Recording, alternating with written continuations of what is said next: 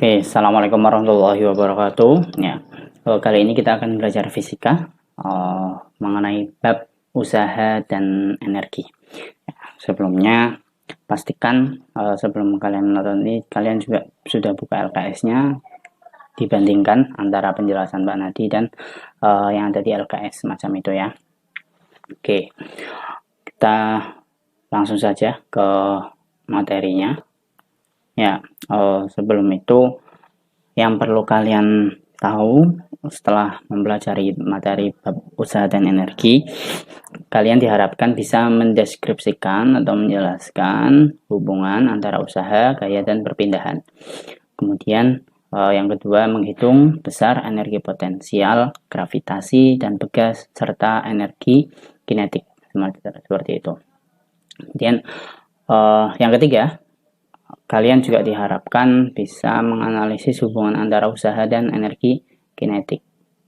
Yang keempat, kalian diharapkan dapat menganalisis hubungan antara usaha dan energi potensial. Nah, keempat ini adalah pokok tujuan pembelajaran dalam bab usaha dan energi ini ya.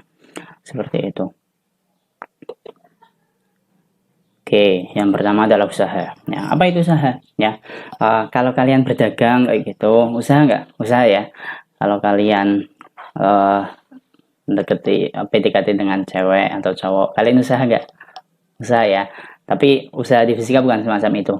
Ya, usaha di fisika itu didefinisikan sebagai hasil kali dari gaya yang dilakukan pada benda dengan perpindahan dari benda tersebut. Nah, artinya kalau misal kalian contoh mendorong meja atau menarik meja ya, kalian artinya itu sudah memberikan gaya. Kemudian kok mejanya itu bergerak, berpindah ya. Berpindah berarti kalian sudah melakukan usaha kayak gitu. Ya, usaha semacam itu di fisika. Ya, maka untuk persamaannya dalam matematis bisa dituliskan seperti ini ya. W sama dengan F kali S ya. W adalah simbol dari usaha, satuannya adalah joule ya atau newton meter. Kemudian F-nya adalah gaya ya, bisa tarikan atau dorongan semacam itu. Dan S-nya adalah perpindahan ya. Perpindahan dalam hal ini berarti satuannya jelas meter semacam itu. Oke. Nah, ketika gayanya yang bekerja pada benda itu membentuk sudut ya terhadap perpindahan bendanya atau bidang alasnya, maka besarnya usaha dapat dituliskan dengan W sama dengan F cos theta kalikan S. Yang tadinya W sama dengan F kali S, maka kita proyeksikan F yang membentuk sudut itu ya, membentuk sudut ini kan ya, membentuk sudut, maka sudutnya di sini kita uraikan ke sumbu X. Jadikan F cos kayak gitu. W sama dengan F cos theta kalikan S. Nah, contoh soalnya gini. Seorang anak menarik balok bermasa 5 kg dengan gaya 100 Newton dengan tali yang membentuk sudut 37 derajat. Hitunglah berapa usaha yang dilakukan anak tersebut untuk memindahkan balok sejauh 5 meter. Nah, kalau kita lihat kan biasanya kalau misal anak narik mobil-mobilan kayak gitu dengan talinya kan tidak benar-benar lurus dengan jalannya kan, pasti membentuk sudut. Nah, itu contohnya semacam itu. Nah, bagaimana cara penyelesaiannya? Nah, penyelesaiannya seperti ini.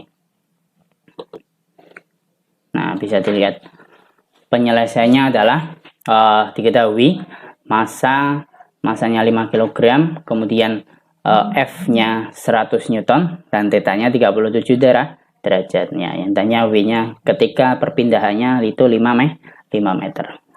Nah, F-nya itu diproyeksikan tuh ya, diproyeksikan ke sumbu X ya, F cos theta. Maka menjadi W-nya sama dengan F kalikan cos theta kalikan S ya. F-nya 100, cos-nya 37 ya, S-nya adalah 5.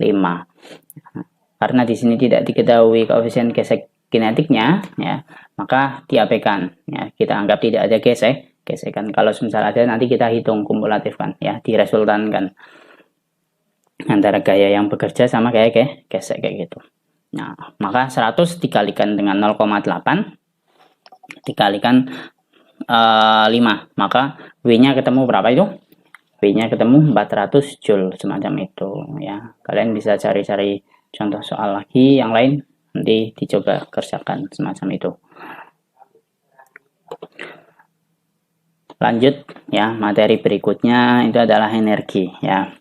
Nah, energi ini di bab ini kita akan bahas beberapa contoh energi. Sebenarnya kan banyak ya, banyak energi. Nah, kita cuma mau fokuskan sini 4 ini ya. Energi potensial gravitasi ya, kemudian energi potensial pegas, energi kinetik, dan energi mekanik ya. Kalau energi potensial gravitasi, kinetik, mekanik mungkin di SMP sudah kalian pelajari ya, bahwa energi mekanik itu terdiri dari energi potensial gravitasi dan energi kinetik semacam itu. Ya, kita akan bahas itu juga di bab ini. Yang pertama, nah ini energi potensial. Energi potensial itu energi yang dimiliki oleh suatu benda karena atas kedudukannya, dalam hal ini ketinggian. Nah, kalau kalian punya kedudukan tinggi ya, atau posisi jabatan tertinggi di manalah kayak gitu, kalian pasti punya potensi kekuasaan yang besar kayak gitu kan, dari apa yang kalian pimpin ya enggak. Itu potensial juga, tapi di sini kedudukan dalam hal ini adalah ketinggian, bukan jabatan kayak gitu ya. Oke. Nah, maka energi potensial dari suatu benda yang memiliki ketinggian itu bisa kita hitung dengan rumus M kalikan G kalikan H ya. EP energi potensial dengan satuan Joule, M-nya adalah massa benda, satuannya kilogram, G-nya adalah percepatan gravitasi, H-nya pastinya adalah ketinggian kayak gitu ya.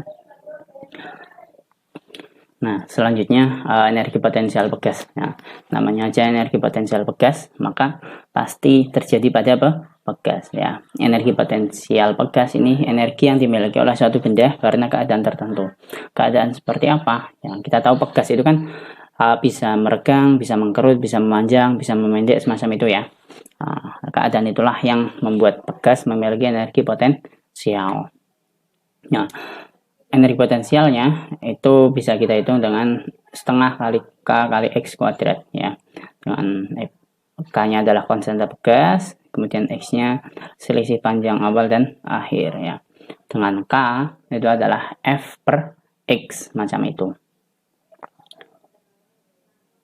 Nah, selanjutnya adalah energi kinetik ya. Energi kinetik sama seperti penjelasan di SMP ya, energi yang dimiliki oleh benda karena gerakannya, dalam hal ini adalah kecepatannya. Kita bisa menghitung suatu benda ketika dia ya bergerak dengan kecepatan tertentu, maka energi kinetiknya kita bisa dapat hitung dengan EK sama dengan setengah kalikan M kali V kuadrat semacam itu. Nah, ini contoh penerapannya. Nah, untuk energi potensial, ada suatu kelapa yang sudah tua jatuh dari posisi awal di pohon ya. Tentukan perbandingan energi potensial di titik A dan B ya. Diketahui tinggi A itu 4 meter dan tinggi B itu 2 meter. Maka untuk mencari perbandingannya, maka tinggal kita bandingkan EPA per EPB sama dengan M kali G kalikan ketinggian H ya, di HA per mg kalikan ketinggian di B ya. M karena kelapanya sama dan G-nya sama, kita bisa coret, tinggal yang tersisa hanya HA dan HB. 4/2 ya, 4/2 kita bisa sederhanakan menjadi 2/1, maka perbandingannya adalah EPA banding EPB sama dengan 2/1 seperti itu. Nah, kemudian untuk energi potensial pegas, suatu begas ya, ada suatu begas digantung kemudian ditarik dengan gaya 50 Newton dan meregang sebesar 10 cm. Nah, tentukan energi potensial pegas tersebut. Nah, penyelesaiannya gimana? Diketahui F-nya 50 Newton dan X-nya 10 cm. Kita jadikan meter, jadi 0,1. Maka EP-nya yang tadinya kan setengah kx kuadrat, karena k-nya di sini tidak diketahui, maka bisa diganti dengan f per x ya, f per x seperti tadi. Maka f per x, x-nya sama, x di sini ya, x-nya karena sama kita bisa coret x ya.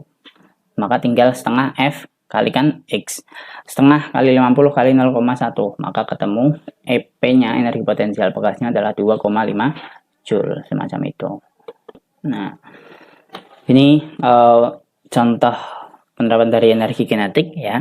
Roni mengendarai sepeda dengan kecepatan 2 meter per sekon. Kemudian massa Roni dan sepeda ternyata digabung adalah 70 kg.